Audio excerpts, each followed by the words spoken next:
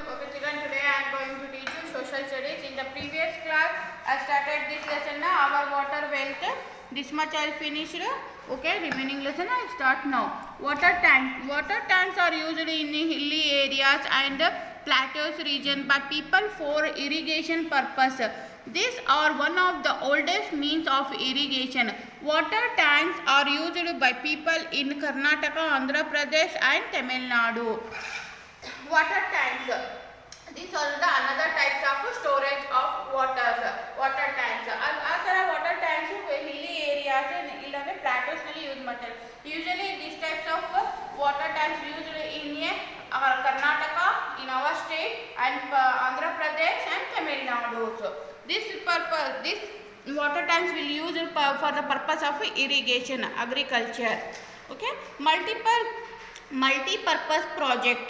Dams have been constructed across big river in our country. For multi-purpose, these are barriers made of cement and steel to block the flow of river water. Various uses of dams. Dams supplies water to canals which are useful for irrigation. Second one, the help in the development of fish farming. Third one, dams helps in the productions of electricity. Fourth one, dams helps in controlling floods. What is meant by dams? Multiple purpose of project means dams. Dams ಅಂದ್ರೆ ಏನು? ನಾನು already I explained ಇದನ್ನ. River ನೀರು ಈ ತರ ಬಂದ್ರೆ ಅದಕ್ಕೆ ಏನು ಮಾಡ್ತೀವಿ? ಇಲ್ಲೆಲ್ಲ ಸ್ಟೋರ್ ಮಾಡ್ತೀವಿ. ಈ ತರ ಗೇಟ್ಸ್ ಎಲ್ಲ ಕ್ರಿಯೇಟ್ ಮಾಡಿ ಗೇಟ್ ಲಾಕ್ ಮಾಡ್ತಾರೆ. ಲಾಕ್ ಮಾಡಿ ಇಲ್ಲಿ ಎಲ್ಲ ವಾಟರ್ ಸ್ಟೋರ್ ಮಾಡ್ತೀವಿ. ಆ ಸ್ಟೋರ್ ಮಾಡುವಾಗ ನಮಗೆ ಅದಕ್ಕೆ ನಾವು ಡ್ಯಾಮ್ ಅಂತ ಹೇಳ್ತೀವಿ. This one is called dam. Big rivers ಇಂದ ನಾವು ಡ್ಯಾಮ್ಸ್ ಮಾಡ್ತೀವಿ. ಆ ನೀರು ನಮಗೆ ಏನಾಗುತ್ತೆ? ಯೂಸ್ಫುಲ್ ಫಾರ್ ಇರಿಗೇಷನ್, ಅಗ್ರಿಕಲ್ಚರ್ಗೆ ಯೂಸ್ ಮಾಡ್ತೀವಿ, for producing electricity and floods means ತುಫಾನ್, ಸುನಾಮಿ ಏನಾದರೂ ಬರುತ್ತಲ್ವ ಆ ಥರಗೆ ಕಂಟ್ರೋಲ್ ಮಾಡುತ್ತೆ ಅದು. Okay, third one farming, fishing and ಫಾರ್ಮಿಂಗ್ಗೋಸ್ಕರನೂ ಯೂಸ್ ಮಾಡ್ತೀವಿ. Since dams help to control floods, produce electricity, supply water to canals for irrigation and pisciculture, they are called multi-purpose projects.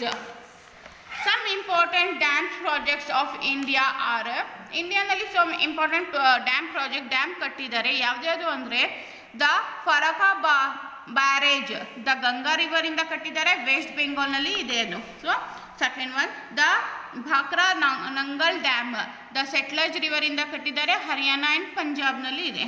The Nagarjuna Sagar dam, the Krishna river ಇಂದ ಕಟ್ಟಿದ್ದಾರೆ, ಆಂಧ್ರ ಪ್ರದೇಶನಲ್ಲಿ ಇದೆ. So Damodar valley, the Damodar river ಇಂದ ಕಟ್ಟಿದ್ದಾರೆ, ಜಾರ್ಖಂಡ್ನಲ್ಲಿ ಇದೆ. ದ ಹಿರೇಕುಂಡ್ ಡ್ಯಾಮ್, ಮಹಾನದಿಯಿಂದ ಕಟ್ಟಿದ್ದಾರೆ, ಒಡಿಶಾ ಸ್ಟೇಟ್ನಲ್ಲಿ ಇದೆ.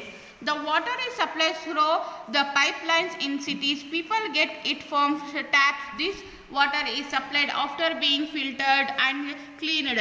But in the village, people use hand pumps, well and ponds to get water. Nowadays, many water resources are getting polluted as people throw waste matter and industrial waste into them.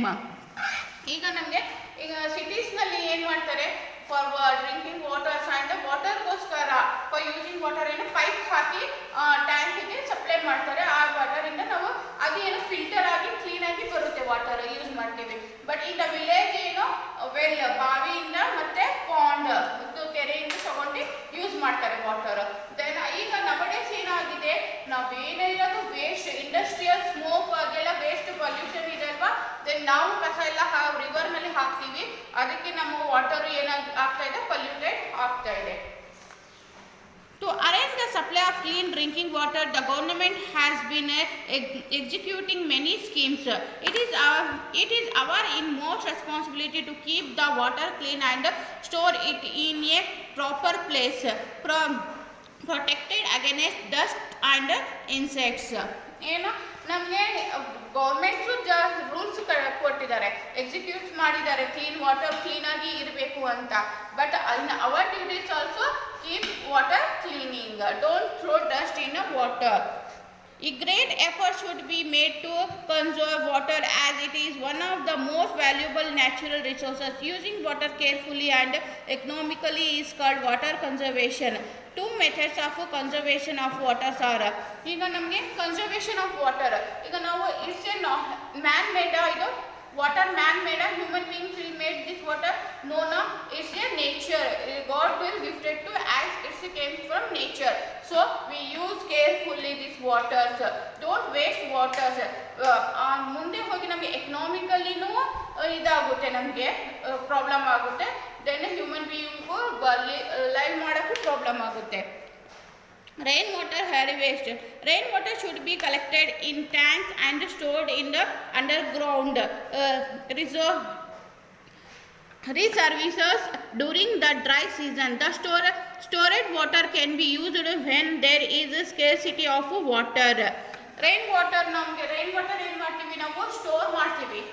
ಈಗ ಆ ಥರ new step government ಮಾಡಿದ್ದಾರೆ. Rain water store ಮಾಡಿ ಅದಕ್ಕೆ ಏನು ಮಾಡ್ತೀವಿ, ಅದು rain water clean ಮಾಡಿ ನಮಗೆ ಸ್ಕೇರ್ಸಿಟಿ ಆಫ್ ವಾಟರ್. ಯಾವಾಗ ಸ್ಕೇರ್ಸಿಟಿ ಅಂದರೆ ಇದು ಶಾರ್ಟೇಜ್ ಬರೋದು, ಯಾವಾಗ ನಮಗೆ ವಾಟರ್ ಶಾರ್ಟೇಜ್ ಆಗುತ್ತೆ ಆವಾಗ ನಾವು ವಾಟರು ಅದು ಆ ರೈನ್ ವಾಟರು ಯೂಸ್ ಮಾಡ್ತೀವಿ. Planting more trees. Planting more trees help to preventing soil erosion and bringing about a rain. ನಮಗೆ ಪ್ಲಾಂಟ್ಸ್ ಜಾಸ್ತಿ ನಾವು ಹಾಕಬೇಕು, ಯಾಕಂದರೆ ಪ್ಲಾಂಟ್ ಜಾಸ್ತಿ ಆದರೆ ರೈನ್ ಬರುತ್ತೆ, ಸಾಯಿಲ್ ಎರೋಷನ್ ಕಂಟ್ರೋಲ್ ಆಗುತ್ತೆ, ಸಾಯಿಲ್ ಎರೋಷನ್ ಕಂಟ್ರೋಲ್ ಆದರೆ ರೈನ್ ಬರುತ್ತೆ, ರೈನಿಂದ ನಮಗೆ ವಾಟರ್ ಸಿಗುತ್ತೆ. So this much lesson is finished. In the next class I will explain the exercise parts of this lesson. Okay, thank you, bye.